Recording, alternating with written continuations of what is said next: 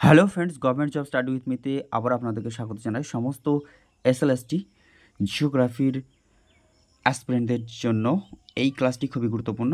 চ্যানেলটিতে নতুন হয়ে থাকলে অবশ্যই চ্যানেলটি সাবস্ক্রাইব করুন, শেয়ার করতে ভুলবেন না। তো দেরি না করে আজকের সেশনটি শুরু করব। আজকের সেশনের ফার্স্ট কোয়েশ্চেন, আগ্নেয়গিরির সবচেয়ে দর্শনীয় বলয়টি কার্যত প্রশান্ত মহাসাগরীয় আবহবিকারকে ঘিরে রয়েছে, তাকে কি বলা হয়?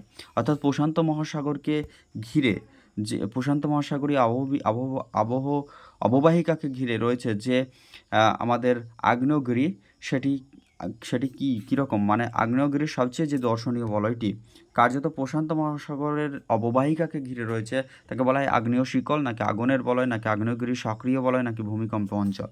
সঠিক উত্তর হয়ে যাবে আগুনের বলয়।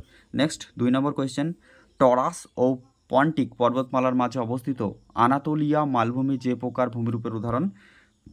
সেটা হয়ে যাবে, সঠিক উত্তরটি দেখে নেব ফ্রেন্ডস। টরাস এবং পন্টিক পর্বতমালার মাঝে অবস্থিত আনাতোলিয়া মালভূমি যে প্রকার ভূমিরূপ দেখা যায় সেটি হচ্ছে অগ্রবর্তী মহাদেশ, নাকি কুমারী ভূমি বা মধ্যভূমি, নাকি সংকুচিত ভূমি, নাকি কোনোটি নয়? সঠিক উত্তর হয়ে যাবে কুমারী ভূমি বা মধ্যভূমি নামে পরিচিত।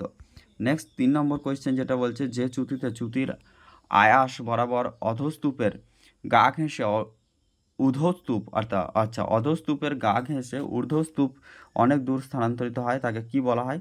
তাকে ছিন্ন চ্যুতি বলা হয় তাকে, কারণ এক স্থান থেকে অন্য স্থানে ছিন্ন হয়ে যাচ্ছে বা বিচ্ছিন্ন হয়ে যাচ্ছে, ওই জন্য সঠিক মিলাতে বলা হয়েছে এক্ষেত্রে। পরবর্তী কোয়েশ্চেন যেটা দেখা যাক সঠিক মিল।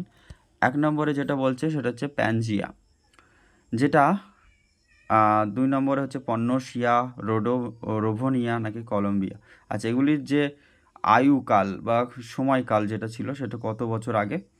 প্যানজিয়ার ছিল যেটা, সেটা হচ্ছে 34 কোটি বছর আগে। প্যানজিয়ার হচ্ছে 34 কোটি বছর আগে, অর্থাৎ এ হচ্ছে 4। তা হচ্ছে পান্নসিয়া যেটা, সেটা হচ্ছে 55 থেকে 62 বছর আগে। তা হচ্ছে রোভোনিয়া হচ্ছে যেটা, সেটা হচ্ছে আমাদের 75 থেকে 108, এবং কলম্বিয়া হচ্ছে 135 থেকে 182। সেটা যে সঠিক উত্তরটি হয়ে যাবে এ হচ্ছে 4, বি হচ্ছে আমাদের 3, এবং সি হচ্ছে 2 ও ডি হচ্ছে 1, অর্থাৎ option C is the absolutely correct answer. আমরা পরবর্তী কোয়েশ্চেনে যাব ফ্রেন্ডস। পরবর্তী আমাদের কোয়েশ্চেন নাম্বার 5, সমস্থিতি ধারণার প্রথম বীজ বপন করেন বা ধারণার কথা উল্লেখ করেন C you Dutton, P Boger, হেফোর্ড, নাকি এ প্রাট? এক্ষেত্রে সঠিক উত্তর হয়ে যাবে প্রথম। সমস্থিতি ধারণার বীজ বপন প্রথম করেছিলেন বা ধারণাটি প্রথম দিয়েছিলেন হেফোর্ড। নেক্সট আমরা দেখে নেব লুইস পেলটির জলবায়ুর উপর ভিত্তি করে যে সমগ্র পৃথিবীকে কতগুলি জলবায়ু অঞ্চলে ভাগ করা হয়েছে?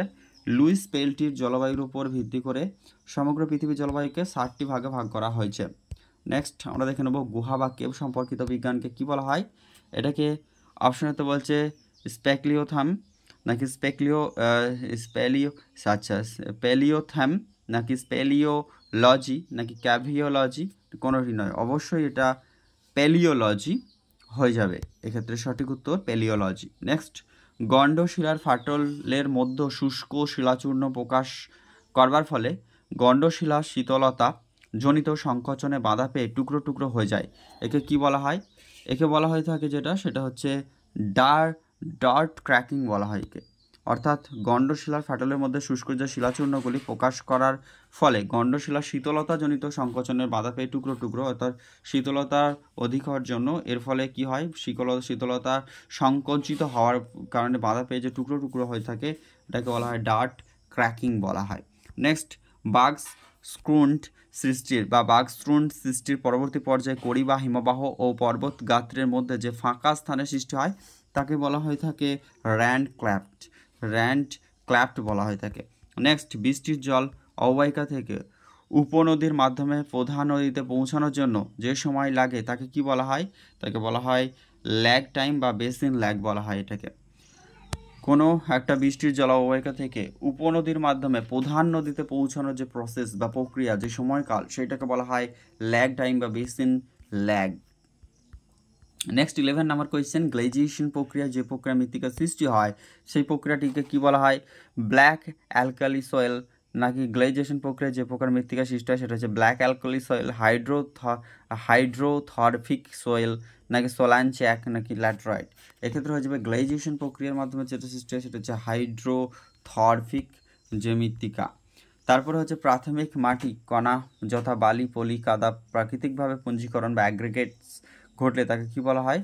যেগুলি প্রাকৃতিকভাবে হয় সেগুলি আমাদের পেড নামে পরিচিত। Option D is the correct answer. Next, চাণজ মৃত্তিকা স্তরে মিদভেদী যে প্রাণী কর্তৃক সৃষ্টি গর্তকে বলা হয় থাকে ক্র্যাটেভিনা। এটাকে বলা হয় ক্র্যাটেভিনা। Option is the absolutely correct answer. Next হচ্ছে 14 নম্বর কোয়েশ্চেন, দেখা যাক কি উত্তর হবে। ভারতের প্রথম বায়োস্ফিয়ার রিজার্ভের নাম, এটা তো সবাই আমরা মোটামুটি জানি। বায়োস্ফিয়ার রিজার্ভের মধ্যে সবারই নাম চলে আসে নীলগিরি বায়োস্ফিয়ার রিজার্ভ। এবং ন্যাশনাল পার্কের ক্ষেত্রে যেটা চলে আসে Corbett national gym, Corbett national park উত্তরাখণ্ডের। আমাদের তামিলনাড়ুর নীলগিরি বায়োস্ফিয়ার রিজার্ভ হচ্ছে ভারতের প্রথম বায়োস্ফিয়ার রিজার্ভ। শীতকালে চাষ হওয়ার কারণে বোরো ধানকে বলা হয়ে থাকে ভাদুই ধান, আঘায়নী ধান, শেটে ধান, নাকি জাইদ ধান। এটাকে বলা হয়ে থাকে শেটে ধান, যেটা হচ্ছে শীতকালে হয়ে থাকে, এবং বর্ষাকালে যেটা হয় সেটি হচ্ছে ভাদুই ধান বা ভাদ্র ধান। নেক্সট, মন্তব্য 1, কোনো নির্দিষ্ট অঞ্চলে হঠাৎ অত্যাধিক জনসংখ্যা বৃদ্ধিকে বলা হয় থাকে জনবিস্ফোরণ। একদম ঠিক। এবং 2 নম্বরে মন্তব্য বলছে কোনো নির্দিষ্ট সময় নির্দিষ্ট অঞ্চলে অত্যাধিক শিশু জন্মের হার বৃদ্ধিকে বেবি রুফ বলে। আচ্ছা, এটাও ঠিক। তাহলে এক্ষেত্রে এক মন্তব্য ফলাফল আর 2 নম্বর হচ্ছে এর কারণ হিসাবে ঠিক হয়ে যাবে, কারণ 2 নম্বরটা আগে ঘটবে তবেই 1 নম্বরটি হবে। কোনো নির্দিষ্ট সময় নির্দিষ্ট অঞ্চল অত্যাধিক শিশু জন্মাবে, তারপরেই তো কোনো একটা নির্দিষ্ট অঞ্চলে হঠাৎ অত্যাধিক জনসংখ্যা বৃদ্ধি পাবে, পপুলেশন এক্সপ্লয়েশন হবে after birth rate increasing. Next আমরা দেখে নেব 17 নম্বর কোয়েশ্চেন যেটা রয়েছে, সেক্ষেত্রে হচ্ছে ভারতের কোন প্রতিবেশী দেশের নারী পুরুষ অনুপাত ভারতের তুলনায় উন্নততর। আচ্ছা, নারী পুরুষের যে অনুপাত সেটা ভারতের তুলনায় উন্নততর। ভুটান, বাংলাদেশ, চীন, নাকি পাকিস্তান। এক্ষেত্রে হয়ে যাবে পাকিস্তান অন্য ক্ষেত্রে খারাপ হলেও বা অনুন্নত হলেও নারী পুরুষের যে অনুপাত সেই অনুপাতে কিন্তু উন্নততর। পরবর্তী, বৃষ্টি হওয়ার পর ভূমির উপর জলের যে স্থায়িত্ব বাড়াবার জন্য বালি, খড়, পাতা, আবর্জনা ইত্যাদি দ্বারা আচ্ছাদিত করাকে বলা হয়ে থাকে কভারিং, প্যাকেটিং, মালচিং, লিচলিং। অবশ্যই বৃষ্টির পর ভূমির উপর জলের যে স্থায়িত্ব বাড়ানোর জন্য বালি, খড়, পাতা, আবর্জনা ইত্যাদি দ্বারা আচ্ছাদিত করাকে মালচিং প্রক্রিয়া বলা হয় থাকে। এই জমির উর্বরতা বৃদ্ধি করা হয় মালচিং প্রক্রিয়ার মাধ্যমে, মাটির যে জৈবিক প্রক্রিয়ার মাধ্যমে মাটির শক্তি বৃদ্ধি করা হয়। রৈখিক স্কেলের একটি সমস্যা হলো দুটি স্থানের মধ্যকার দূরত্ব নির্ণয় করা যায় না। একদম ভুল, যাই, অবশ্যই যাই। কৌণিক বিভাগ মুখ্য বিভাগের ক্ষুদ্রতর অংশ হয় না, অবশ্যই হয়, এটাও ভুল। তাহলে কি হচ্ছে? আচ্ছা, তাহলে নেক্সট হচ্ছে 3 নম্বর বা গতে রয়েছে সেটা হচ্ছে দশমিকের পরের সংখ্যাগুলি স্কেলের সাহায্যে দেখানো যায় না। হ্যাঁ, দশমিকের পরের সংখ্যা স্কেলের মাধ্যমে দেখানো সম্ভব নয়, তাই অপশন সিতে গ হয়ে যাবে ক্ষেত্রে সঠিক। গ্রামীণ এলাকায় জাতিভিত্তিক জনসংখ্যার বন্টন দেখানোর জন্য কোন মাপচিত্র বা মানচিত্র বা ম্যাপ টোপোগ্রাফি উপযুক্ত নয়? অবশ্যই গ্রামের ক্ষেত্রে যেটা বিভক্তি পাই চিত্রের মাধ্যমে দেখানো যেতে পারে, স্তর মাপচিত্রের মাধ্যমে দেখা যায়, তুলনামূলক স্তম্ভচিত্রের মাধ্যমে দেখা যায়, কিন্তু বিন্দু এর মাধ্যমে দেখানোর ক্ষেত্রে উপযুক্ত হয় না। নিরেট দেহি পৃথিবীর যুক্ত ও ঝুলন্ত অবস্থায় বিশ্ব ব্রহ্মাণ্ডের মধ্যস্থলে বর্তমানের ধারণা কে দিয়েছেন? থ্যালেস, নাকি অ্যানাক্সিম্যান্ডার, পিথাগোরাস, নাকি হ্যাকাটিয়াস? এক্ষেত্রে সঠিক উত্তর হচ্ছে অ্যানাক্সিম্যান্ডার। তিনি প্রথম নিরেট দেহি পৃথিবীর যুক্ত ও ঝুলন্ত অবস্থায় বিশ্ব ব্রহ্মাণ্ডের যে মধ্যস্থল বর্তমান তার ধারণাটি প্রদর্শন করেছেন। ভৌগোলিক ধারণা বিকাশে নিম্নলিখিত কোনটি একটি সঠিক? গ্রিক, রোমান, আরব অন্ধকার যুগ, নাকি রোমান, আরব, গ্রিক অন্ধকার যুগ, নাকি অন্ধকার যুগ, গ্রিক, রোমান এবং আরব? প্রথমে হচ্ছে গ্রিক, তারপর রোমান, তারপর অন্ধকার যুগ এবং শেষে হচ্ছে আরব। অ্যাবসলিউটলি কারেক্ট হয়ে যাবে অপশন ডি, প্রথম গ্রিক, রোমান, অন্ধকার এবং যেটা হচ্ছে আরব। গ্রিক, রোমান, অন্ধকার, আরব। নেক্সট আমরা পরবর্তী 23 নম্বর কোয়েশ্চেনে দেখে নেব, নিচের কোন মন্তব্যটি ভিডাল ডিলা ব্লাসের সাথে সম্পর্কিত অপশনে তো বলছে কল্যাণকারী, sorry friends, extremely sorry for interruption, কল্যাণকারী ভূগোলের ভিত্তি স্থাপন করেন, নাকি সম্ভাবনাবাদের জনক, নাকি মানবীয় ভূগোলের প্রতিষ্ঠাতা। মানবীয় ভূগোল হচ্ছে র্যাটজেন, আচ্ছা, যেটা হচ্ছে আঞ্চলিকতাবাদের স্রষ্টা। তাহলে সঠিক উত্তরটি হয়ে যাবে আমাদের কল্যাণকারী ভূগোল, অর্থাৎ কল্যাণকারী ভূগোলের ওপর কল্যাণকারী ভূগোলের ভিত্তি স্থাপন করেন তিনি হলেন ভিডাল ডে লা ব্লাস।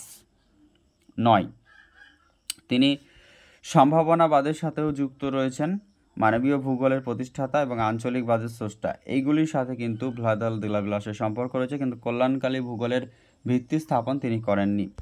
নেক্সট আমরা দেখে নেব ভৌগোলিক দ্বারা কৃত নিরপেক্ষ দেশের যে এলোমেলো ক্ষুদ্র খণ্ডগুলিকে বলা হয় তাকে স্থান, দূরত্ব, এলাকা নাকি অঞ্চল।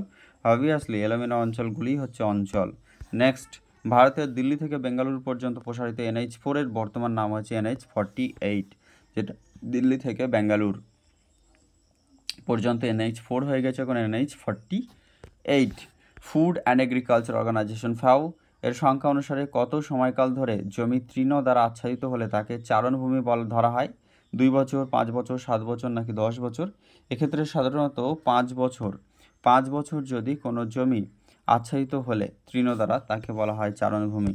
নেক্সট, গ্রিনল্যান্ডের ক্রায়োলাইট হলো এক ধরনের দুষ্প্রাপ্য সম্পদ নাকি অদ্বিতীয় সম্পদ, না দুর্লভ সম্পদ নাকি কোনোটি নয়? আচ্ছা, এক্ষেত্রে দুষ্প্রাপ্য বলা যাবে না। দুষ্প্রাপ্য মানে বলা, যদি অদ্বিতীয় সম্পদ অপশনে না থাকতো সেক্ষেত্রে হচ্ছে দুষ্প্রাপ্য হয়ে যেত, কারণ দুষ্প্রাপ্য হচ্ছে সেটা পাওয়া যায় কিন্তু খুবই কম মাত্রায় পাওয়া যায়, অর্থাৎ খুবই কম মাত্রায় পাওয়া যায় যেটা, এবং সেটা একাধিক জায়গায় পাওয়া যেতে পারে, মাত্রায় পরিমাণে কম, সেটা হচ্ছে দুষ্প্রাপ্য।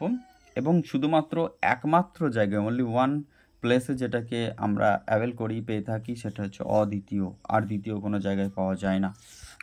নেক্সট হচ্ছে পামের মালভূমি যদি পৃথিবীর ছাদ বলা হয় তাহলে কাশ্মীরকে কি বলা হবে? ভারতের রানী, ভারতের মুকুট, ভারতের শৈলরানী নাকি ভারতবর্ষের কোনোটি নয়? অবশ্যই ভারতবর্ষের রানী বলা হয়ে থাকে কাশ্মীরকে। আমাদের দার্জিলিংকেও বলা হয় হিমালয়ের রানী, এবং কাশ্মীরকে বলা হয় ভারতের রানী বা ভূস্বর্গ বলা হয়। নেক্সট হচ্ছে ভারতবর্ষের কোন রাজ্যে মোট ভৌগোলিক আয়তনের সাপেক্ষে অরণ্য আবৃত এলাকার শতকরা পরিমাণ সব থেকে কম? রাজস্থান, পাঞ্জাব, হরিয়ানা নাকি উত্তরপ্রদেশ?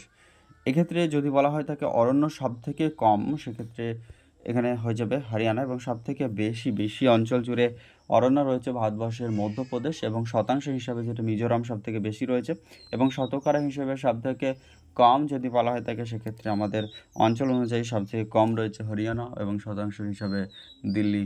এবং পশ্চিমবঙ্গের ক্ষেত্রে যদি বলা হয় তাকে সব থেকে শতাংশের বা পরিমাণের দিক থেকে কম যে জেলায় রয়েছে অরণ্য, অবশ্যই কলকাতা। নেক্সট, কোন প্রকার পরিবহন ব্যয় কাঠামো শিল্প স্থাপন প্রক্রিয়াকে সর্বাধিক ত্বরান্বিত করে? দূরত্ব আনুপাতিক পরিবহন ব্যয়, না আঞ্চলিক সমপরিবহন ব্যয়, দূরত্ব নিরপেক্ষ পরিবহন ব্যয় নাকি প্রত্যক্ষ পরিবহন ব্যয়? এক্ষেত্রে সঠিক উত্তরটা আমরা দেখে নেব। প্রশ্নটা আগে ভালো করে বুঝতে হবে যে প্রকার পরিবহন ব্যয় কাঠামো শিল্প স্থাপন প্রক্রিয়াকে সর্বাধিক, কোন একটা কাঠামো স্ট্রাকচার্ড বেস ইন্ডাস্ট্রি, এটা স্থাপন প্রক্রিয়াকে সর্বাধিক ত্বরান্বিত করে সেই দূরত্ব নিরপেক্ষ। অবভিয়াসলি ডিস্টেন্স হচ্ছে মেন। যদি পরিবহন ব্যয় সব থেকে বেশি হয়ে যায় সেক্ষেত্রে শিল্প কাঠামো সেখানে স্থাপন করা বা প্রক্রিয়া চালানো কঠিন, বা সেখানে মুনাফা যুক্ত হয় না। নেক্সট আমরা 31 নম্বর কোয়েশ্চেন, সুস্থিতি সমাজ গঠনের কথা ব্যাখ্যা করা আছে কোন গ্রন্থে? আওয়ার কমন ফিউচার, এ ব্লু প্রিন্ট, আচ্ছা এ ব্লু প্রিন্ট, এটা যার হবে না, কিছু ভুল রয়েছে, ও এ ব্লু প্রিন্ট ফর, বা আচ্ছা এ ব্লু প্রিন্ট আর সার্ভিকম। আচ্ছা, তারপরে বলছে দ্য গ্লোবাল পসিবল নাকি সাইলেন্ট স্প্রিং? এক্ষেত্রে সঠিক উত্তর হয়ে যাবে এ ব্লু প্রিন্ট আওয়ার, যেটা সার্ভিকম, এইটা হয়ে যাবে সঠিক উত্তর। সুস্থিতি সমাজ গঠনের কথা ব্যাখ্যা করা রয়েছে। স্বল্পকালীন সময়ে বেকারত্ব দূর করবার জন্য নিচের কোন পদ্ধতি ব্যবহার উপযুক্ত। অপশন এ হচ্ছে সরকারি বেসরকারি ক্ষেত্রে বিনিয়োগ বাড়ানো, অবভিয়াসলি ঠিক কথা। দেশের জনসংখ্যা বৃদ্ধি হ্রাস, আচ্ছা এটা হবে কিন্তু এটা দ্রুত হবে না। তারপর হচ্ছে আয়ের অসম বন্টন প্রবণতা কমানো, এগুলি অতটা গ্রহণযোগ্য নয়। সবথেকে গ্রহণযোগ্য হচ্ছে সরকারি এবং বেসরকারি ক্ষেত্রে বিনিয়োগ বাড়ানো, যার ফলে বেকারত্ব এটা কিন্তু সমস্যার সমাধান করা যাবে। MPCE এর পূর্ণ অর্থ কি? সেটার পূর্ণ অর্থ হচ্ছে যেটা মাথাপিছু মাসিক ব্যয়কে বলা হয়ে থাকে, যেটা সেই কস্ট যেটা সেটা হচ্ছে মাথাপিছু মাসিক ব্যয়কে বলা হয় MPCE। নেক্সট হচ্ছে সামাজিক বস্তুবিদ্যা, সোশ্যাল ইকোলজি ধারণার প্রতিষ্ঠাতা তিনি হলেন হার্বার্ট স্পেন্সার। এক্ষেত্রে অ্যাবসলিউটলি কারেক্ট অ্যান্সার হয়ে যাবে হার্বার্ট স্পেন্সার, সোশ্যাল ইকোলজির ধারণার প্রতিষ্ঠাতা। মোট জনসংখ্যা বাই মোট কৃষি জমির আয়তন, এটাই হচ্ছে পুষ্টি ঘনত্ব, বা পুষ্টি ঘনত্ব সমান হচ্ছে মোট জনসংখ্যা বাই মোট কৃষি জমির আয়তন। পরিমাপযোগ্য রাশিমালাকে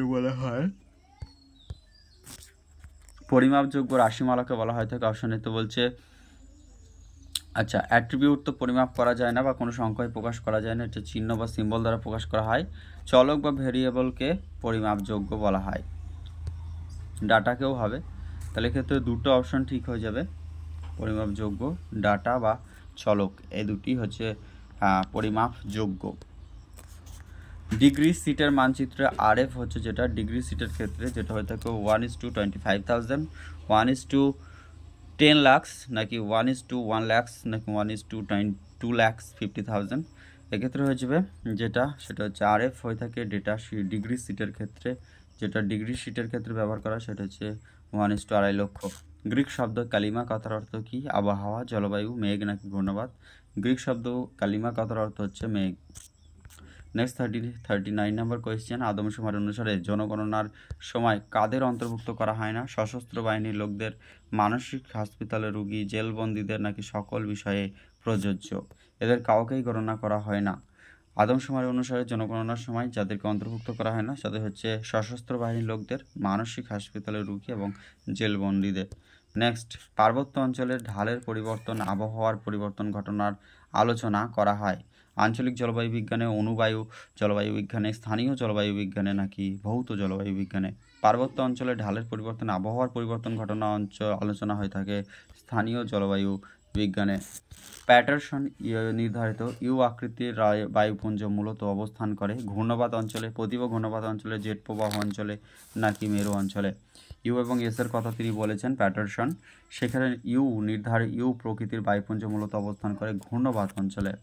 নেক্সট হচ্ছে 42 নম্বর কোয়েশ্চেন, চ্যাপারেল বায়োমের প্রতিফলক বৃক্ষ হলো পাইন, জামরুল, জলপাই নাকি রোডোডেনড্রন?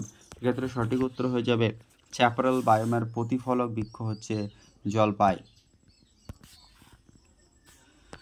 নেক্সট আমরা 43 নম্বর কোয়েশ্চেন, বিশ্বের বৃহত্তম থোরিয়াম ভান্ডার হচ্ছে কোথায়? অপশনেতে বলছে চৌঘাট, বি হচ্ছে ত্রিভাঙ্কর, থাঞ্জাভুর নাকি কিম্বারলাইট? সঠিক উত্তর হয়ে যাবে ক্ষেত্রে সেটা হচ্ছে ত্রিবাঙ্কুর বা ত্রিভাঙ্কুর, এটা হচ্ছে বিশ্বের বৃহত্তম থোরিয়াম ভান্ডার। ভিক্ষাবৃত্তি কোন ধরনের অর্থনৈতিক ক্রিয়াকলাপের মধ্যে পড়ে? প্রাথমিক অর্থনৈতিক কাজ নাকি গৌণ অর্থনৈতিক কাজ, পরিষেবামূলক অর্থনৈতিক কাজ, এই কোনো অর্থনৈতিক কাজের মধ্যে পড়ে না। ভিক্ষাবৃত্তি কোনো অর্থনৈতিক কাজের মধ্যেই পড়ে না। প্রাথমিক অর্থনৈতিক কাজের মধ্যে কৃষিকাজ, চাষবাস বা কোনো কিছু একেবারে প্রাথমিক যে উৎপাদনগুলি রয়েছে ক্ষুদ্র কুটির শিল্প এই সবগুলি। নেক্সট হচ্ছে কর্মী, প্রোটোরোজোয়িক যুগে উত্তর থেকে দক্ষিণ মেরু পর্যন্ত সমগ্র পৃথিবী বরফ আচ্ছাদিত হওয়ায় একে কি বলা হয়? প্রোটোরোজোয়িক যুগের উত্তর থেকে দক্ষিণ মেরু পর্যন্ত সমগ্র পৃথিবী, আচ্ছা সমগ্র পৃথিবী হবে, এটা সমগ্র পৃথিবী কেন হবে, ভুল রয়েছে, এটা যে সমগ্র পৃথিবীর বরফ আচ্ছাদিত হওয়ার যে বলা হয় থাকে।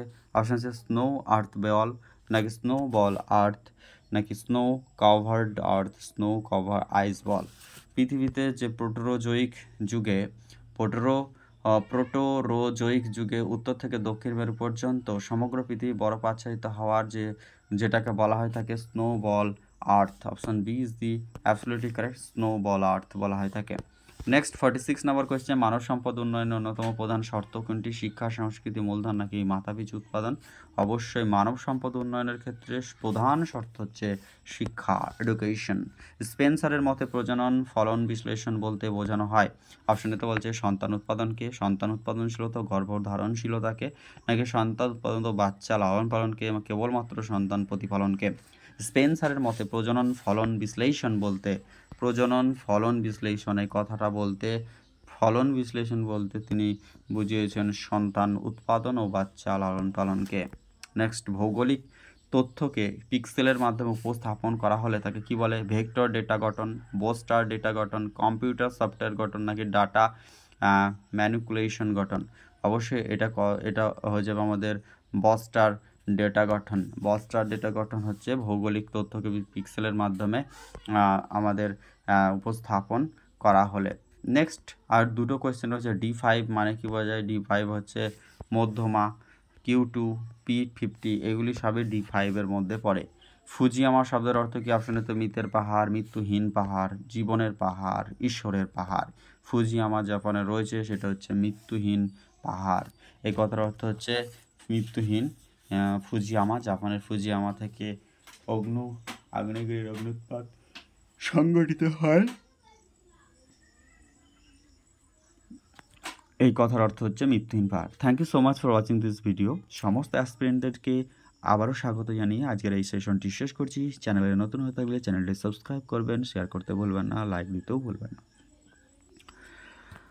কোনো রকম কোয়ারিজ থাকলে বা কোনো উত্তর ভুল মনে হলে অবশ্যই কমেন্টে জানাবেন।